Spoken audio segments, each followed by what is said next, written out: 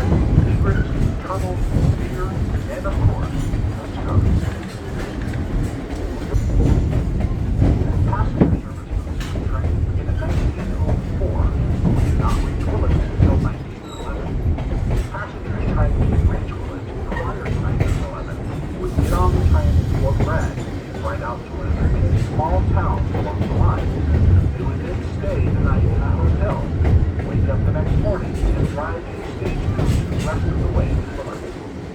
Once we reached Willits in 1911, passengers could ride to Willits in just a couple of hours, and freight would then go out by rail.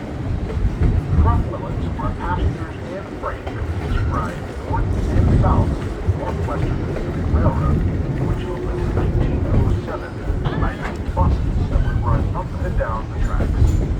We called these motor cars, but the locals started calling them skunks.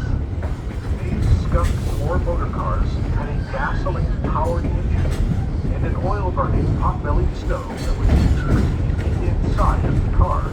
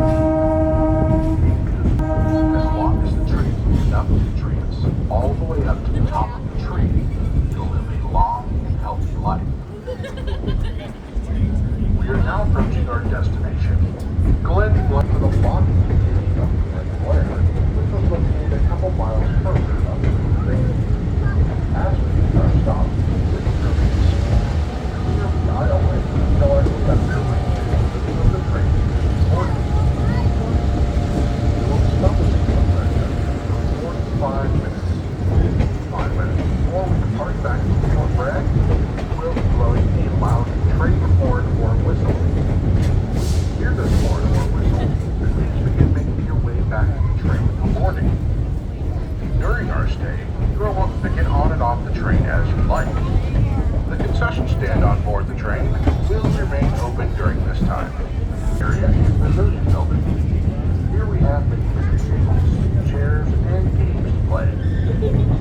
You'll also be able to see some of our rail bikes who arrived here shortly before us. If you continue past the Pavilion Building and across the bridge, you'll find our 1 mile hiking trail, which will take you through the woods and up the side of the hill for an overlook of Cliff Blair Junction. A flatter, easier trail can be found immediately when you get off the train at the back of the deck, down the stairs, and to the right. This trail goes all the way back to Fort Bragg. But if you're trying to catch the train, please remain seated as your conductor makes their way through the train. Thank you, and enjoy your stay at Cliff Blair Junction.